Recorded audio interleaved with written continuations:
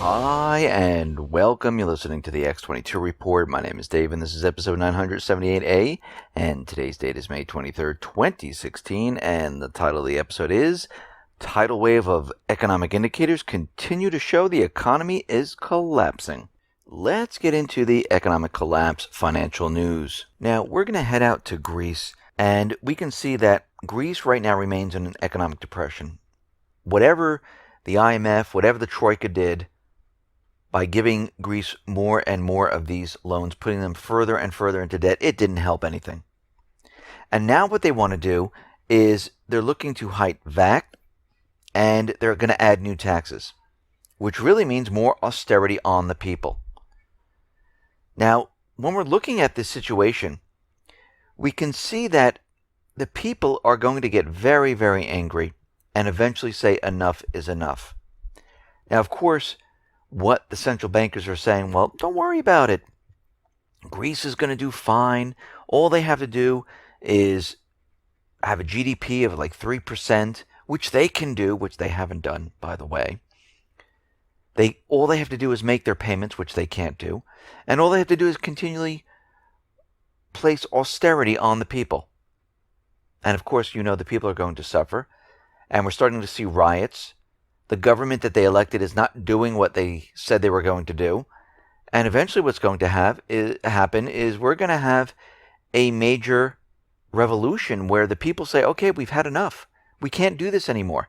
We need to take over the system. And I wouldn't be surprised that this is not that far into the future.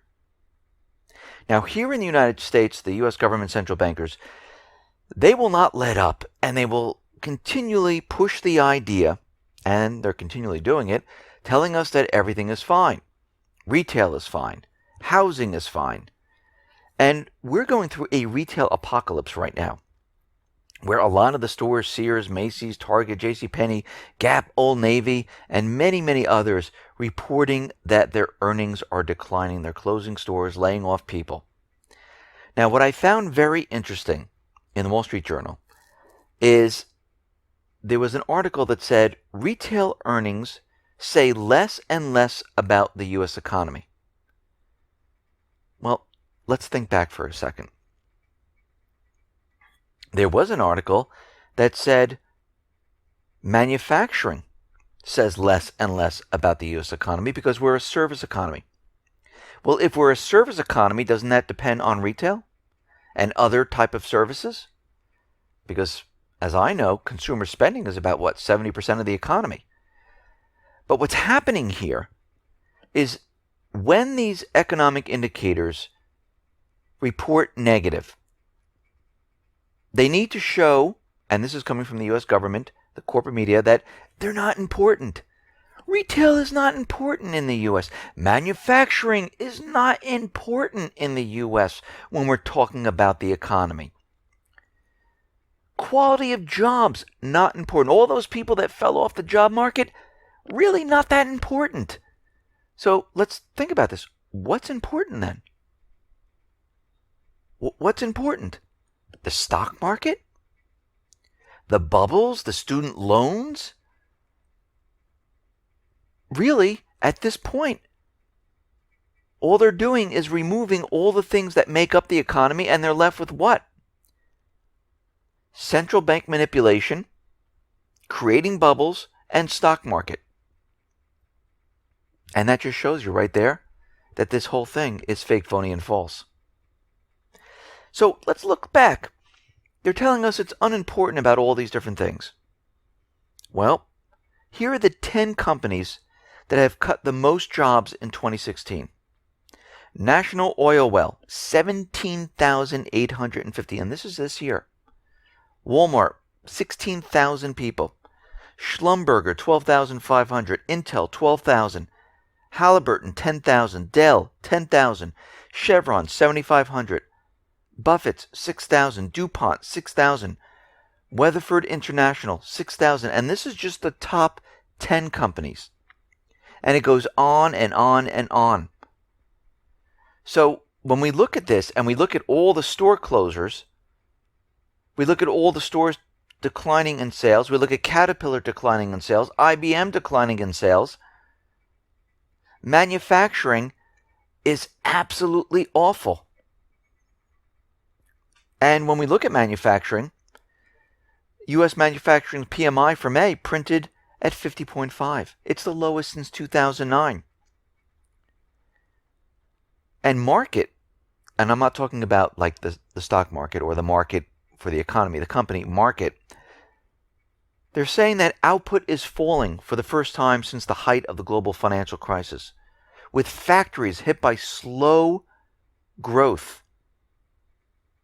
And right now what we're looking at is U.S. manufacturing. They're falling for the fourth successive month in May. U.S. manufacturers signaled the first reduction in output since September 2009. We're looking at weak manufacturing, weak retail sales, weak consumer spending. The economy is continually throwing indicator after indicator, letting us know that the economy cannot survive like this. It's completely impossible. Now, we've had another red flag, and this is about temp help. Ahead of the last two recessions, hiring by staff agencies rolled over. Well, it just happened again. So what we're seeing right now is that in the past, going back a couple of years, these temp jobs, well, they led the jobs recovery since the Great Recession, and now it's all over.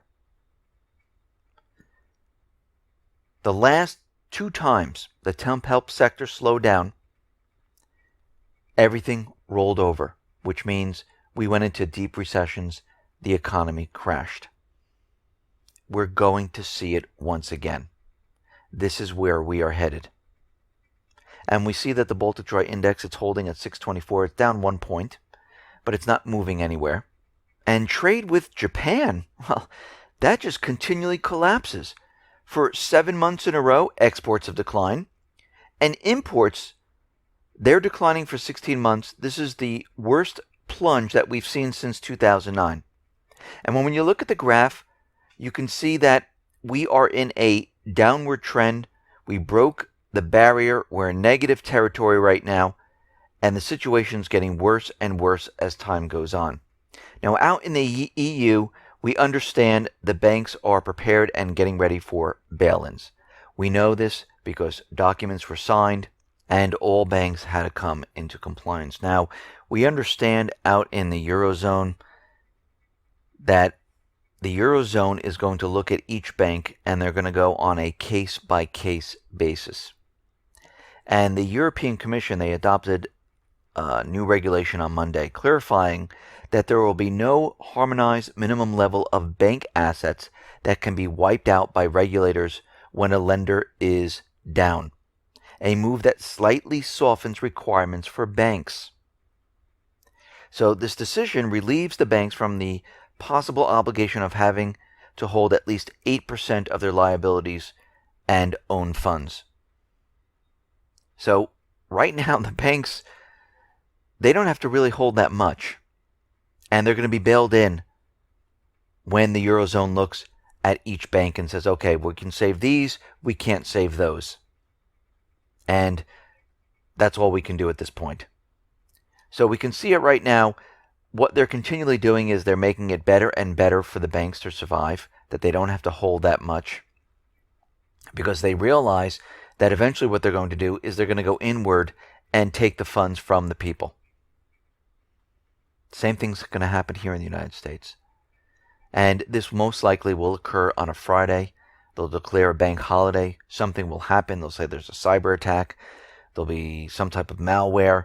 And they'll say, don't worry, everyone. This is normal. We're prepared for this. Banks will reopen on Monday. Well, they said this in Cyprus. They said this in Greece. And it just didn't happen.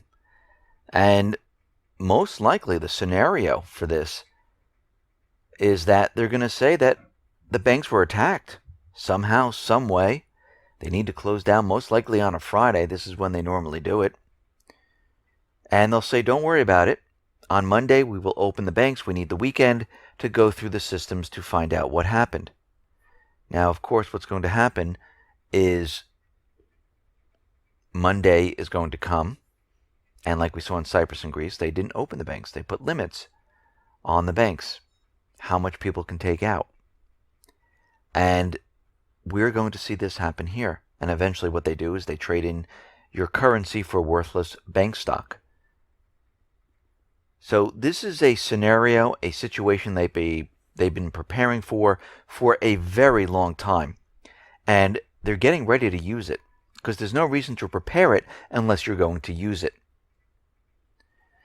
Now, Russia and China, they have been doing everything to bypass the dollar completely. And we see right now is the de-petrodollarization continues. At the end of 2015, China had become Russia's biggest oil customer. And as of April, Russian oil shipments to China hit a record high. Russia has surpassed Saudi Arabia as the biggest crude exporter to China.